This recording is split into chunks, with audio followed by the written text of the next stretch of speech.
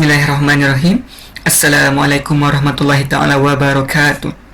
Saya, Yusra Fitri bin Yusuf daripada Fakulti Kejuruteraan Mekanikal dan Pembuatan ingin membentangkan topik saya pada hari ini, iaitu cabang-cabang ilmu falsafah teori dan praktis.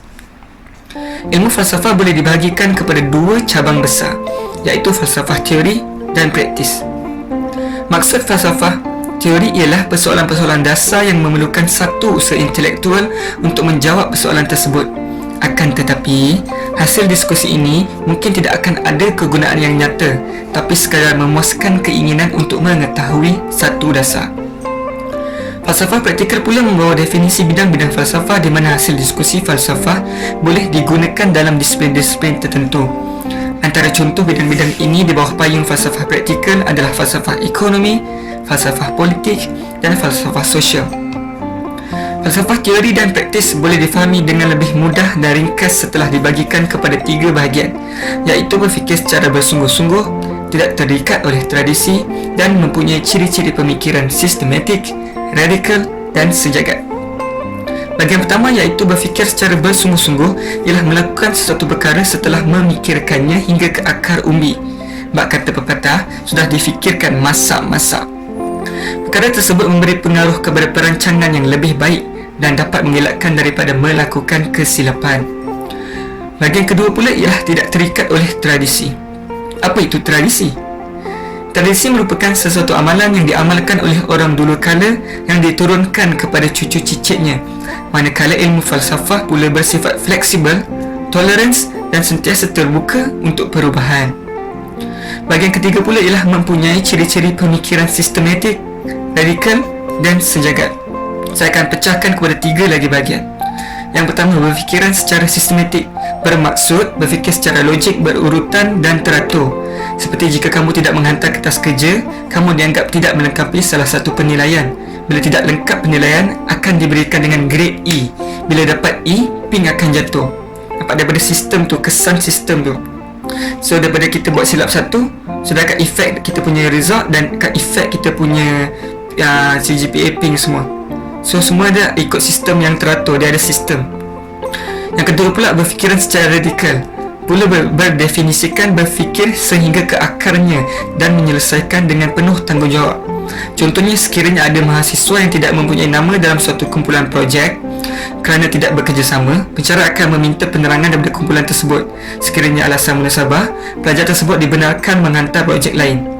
Kat sini kita nampak lecturer yang berfikiran secara radikal, sebab dia cari masalah, sumber masalah, dia tanya kepada mahasiswa apa masalah dia, dan dia bagi peluang kepada mahasiswa untuk menjelaskan masalahnya dan memberi peluang. Jika alasan itu munasabah, dia bagi peluang untuk melakukan suatu projek yang baru.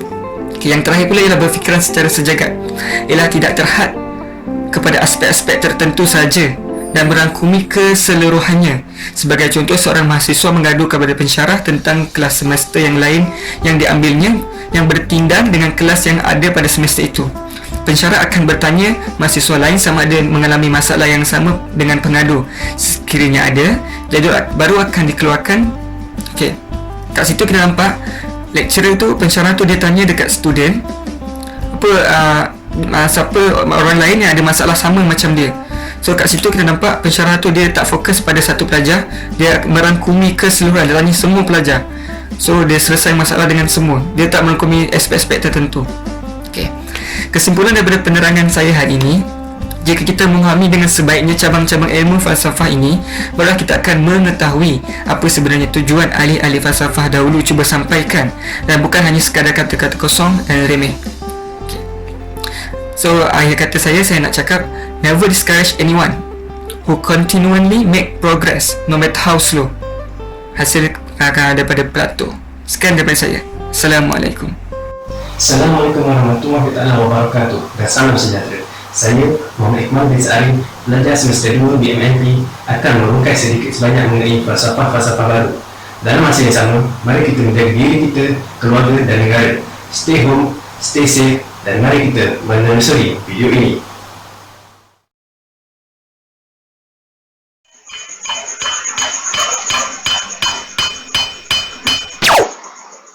Okey, kita akan membincangkan mengenai cabang-cabang falsafah dan falsafah menurut Islam. Cabang-cabang falsafah terbahagi kepada 4 bahagian, iaitu metafizik, aksiologi, epistemologi dan logik.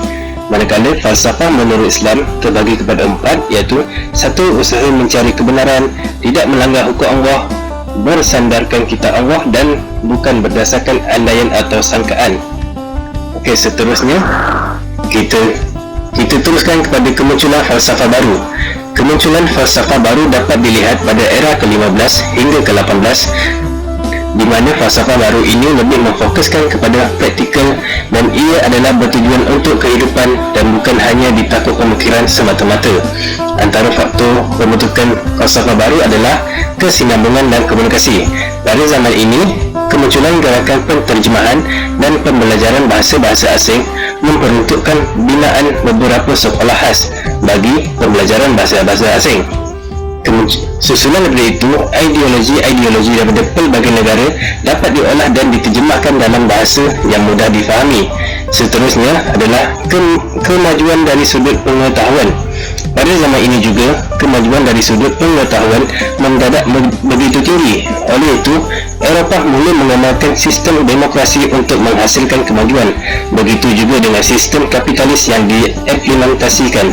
Walau bagaimanapun, kemajuan ini menyebabkan mereka jauh daripada agama dan nilai-nilai murni. Seterusnya, hasil kajian yang banyak.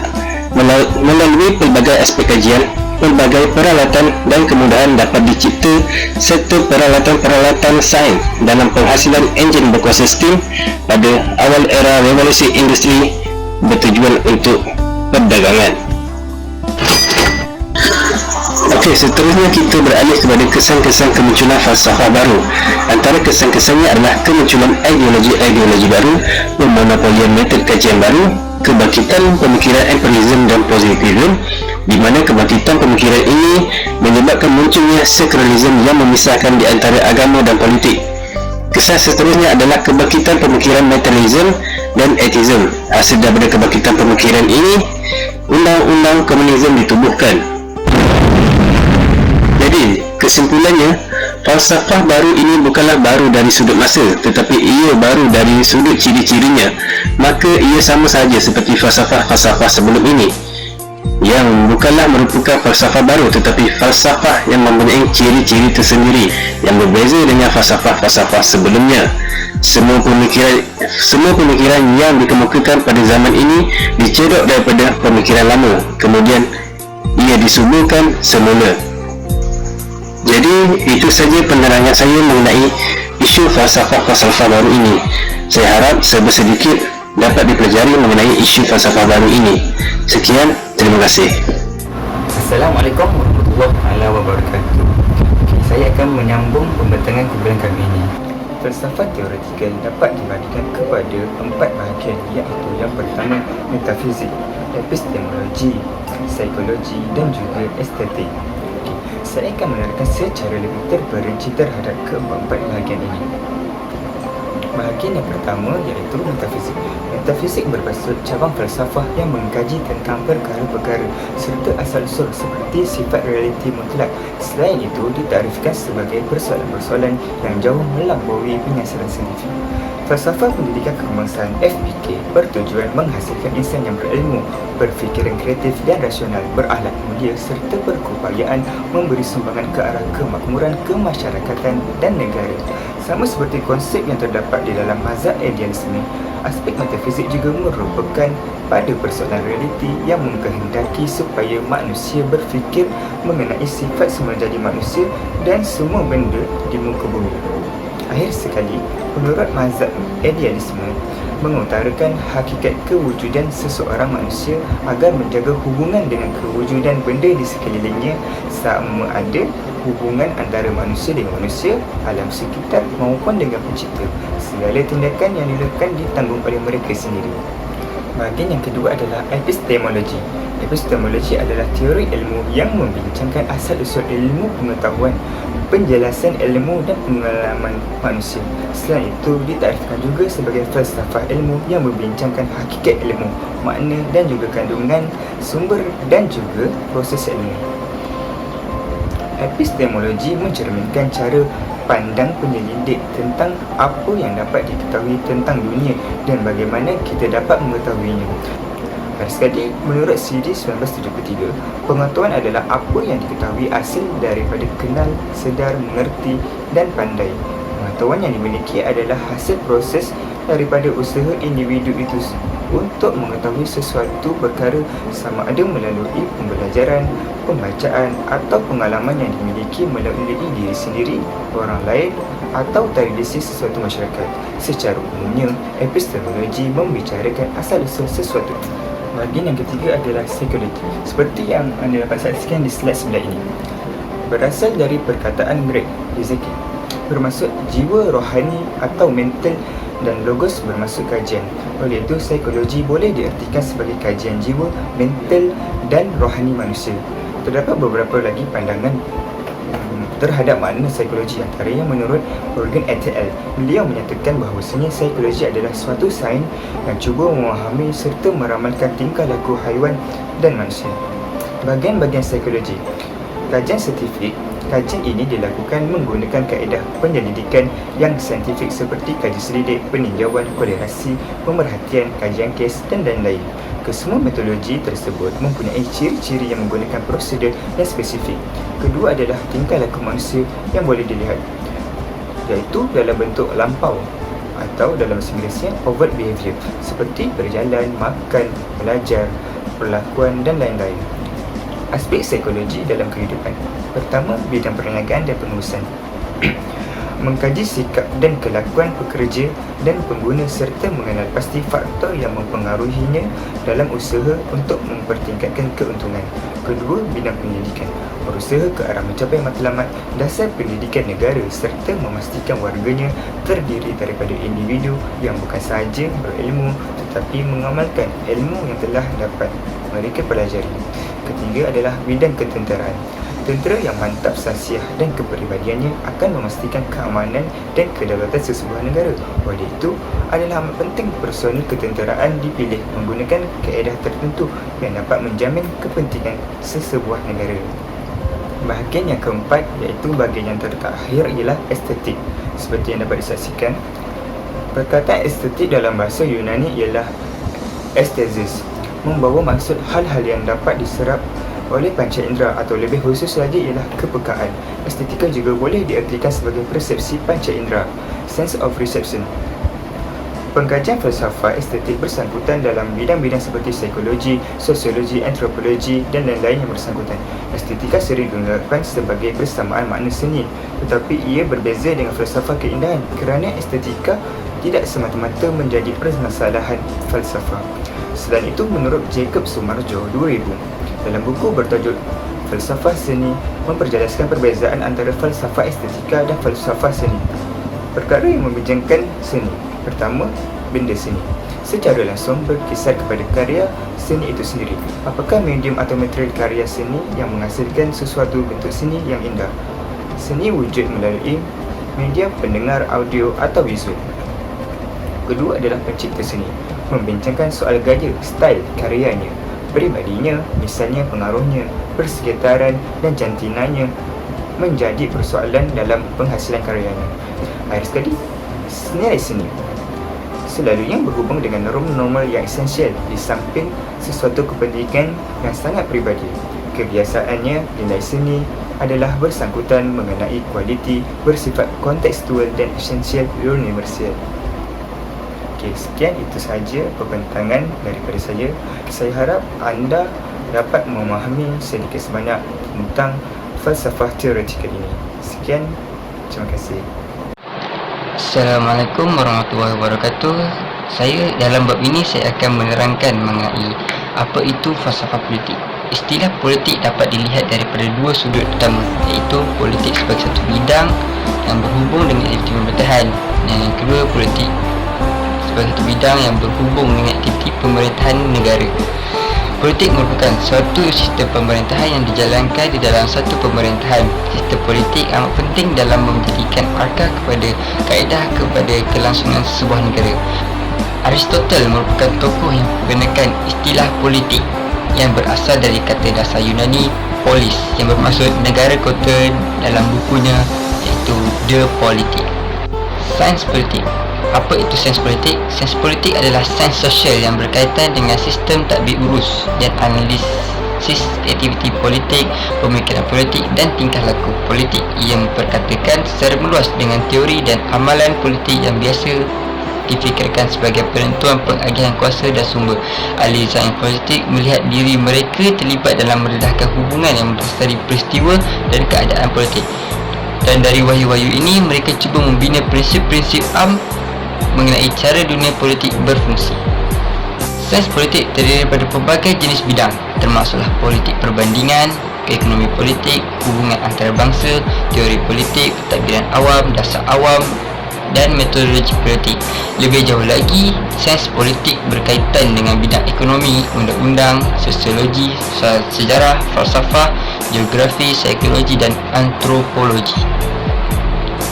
Pada zaman tamadun Yunani, Socrates Plato mendapat gelaran sebagai bapa falsafah politik dan anak muridnya iaitu Aristotle sebagai bapa sains politik kerana mereka memperkenalkan kaedah saintifik dalam pengkajian politik.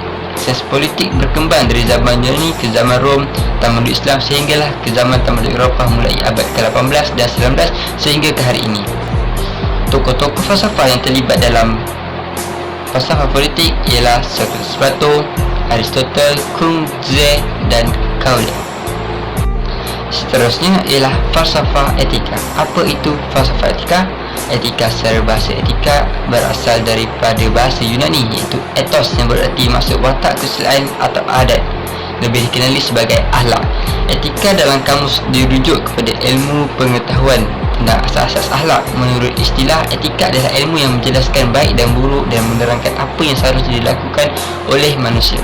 Konsep etika bersifat humanistis dan antroposentris kerana ia berdasarkan pada pemeriksaan manusia dan diarahkan pada perbuatan manusia. Dengan kata lain, etika adalah aturan yang dihasilkan oleh akal manusia.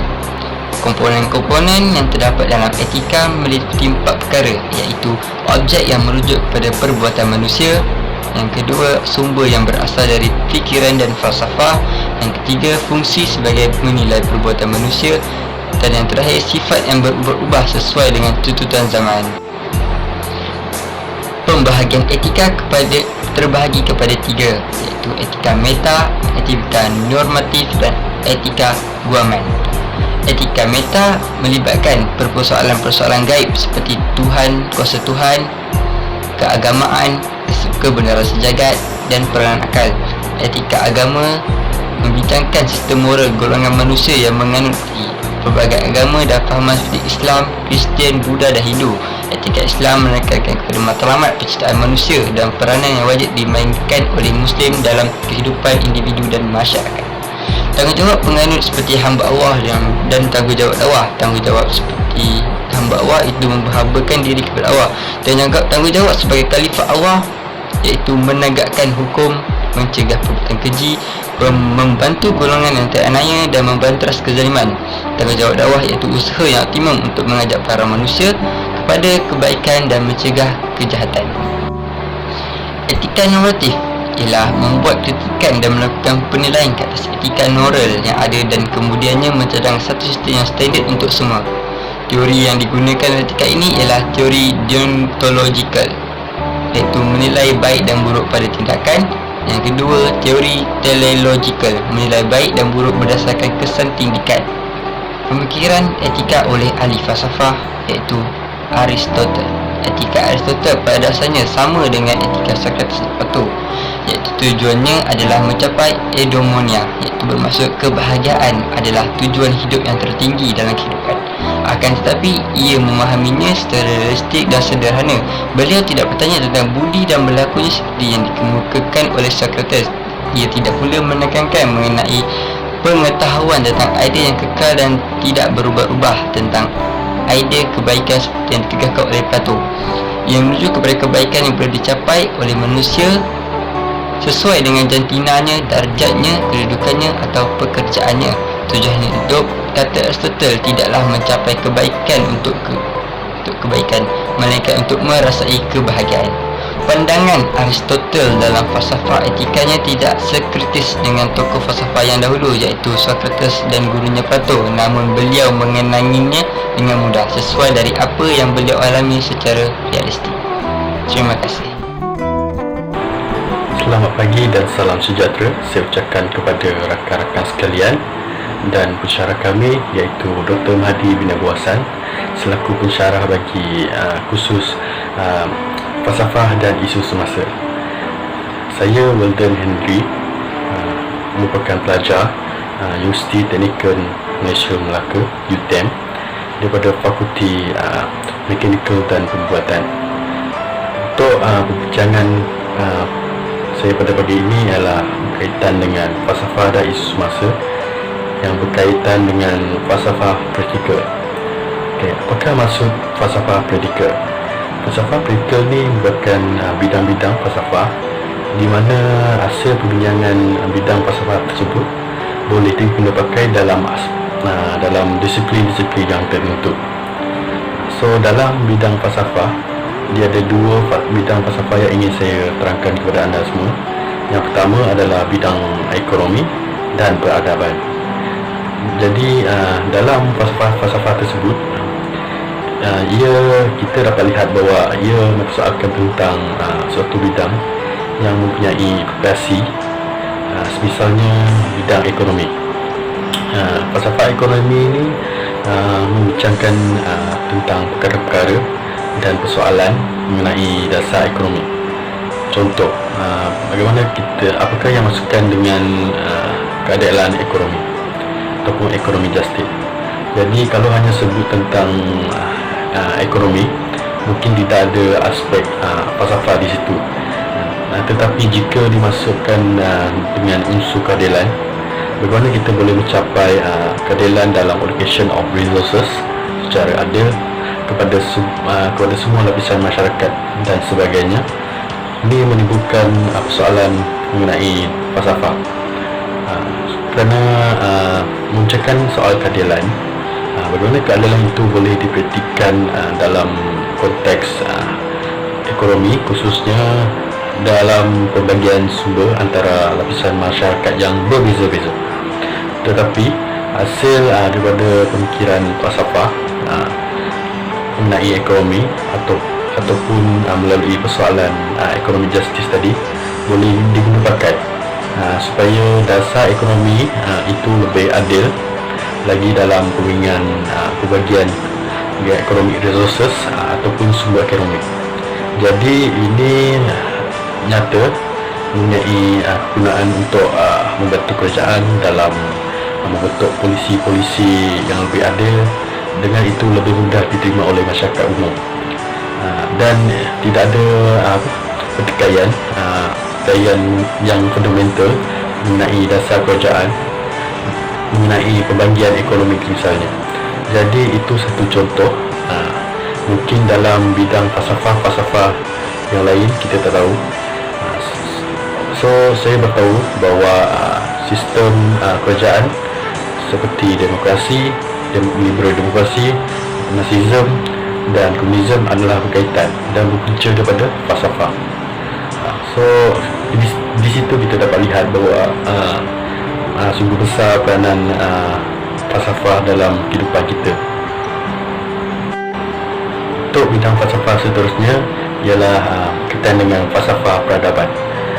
Perkembangan sebuah peradaban merupakan satu proses yang berlaku secara simultan dan tanpa henti dalam kehidupan manusia di alam ini. Perkembangan ini berlaku dalam segala aspek seperti ekonomi, sosial dan politik. Selain itu, salah satu aspek yang cukup penting dalam perkembangan sebuah peradaban ini ialah aspek kepercayaan.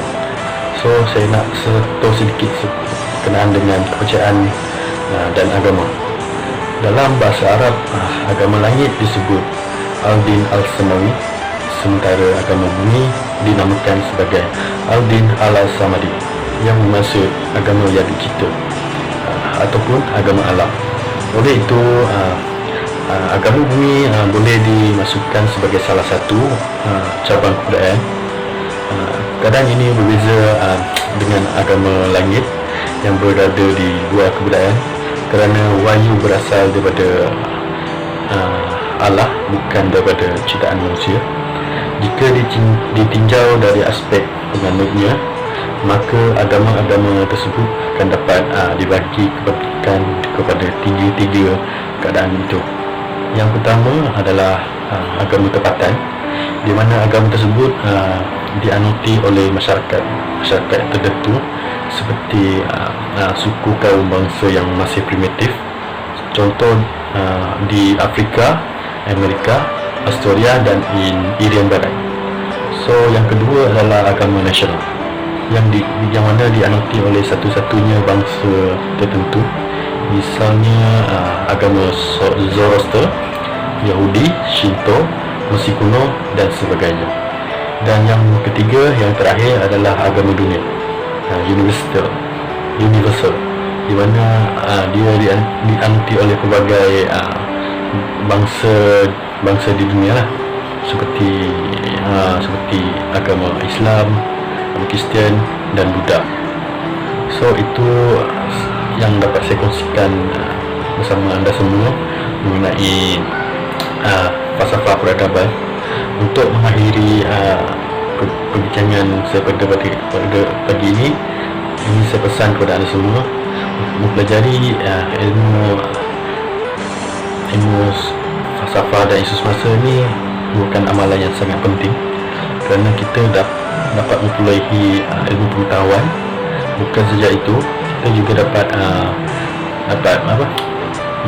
mempelajari dan mengetahui tentang jasa-jasa falsafah yang dulu untuk kita guna dalam kehidupan kita seharian, maupun untuk generasi yang muda yang suatu hari nanti. So, sekian daripada saya. Terima kasih.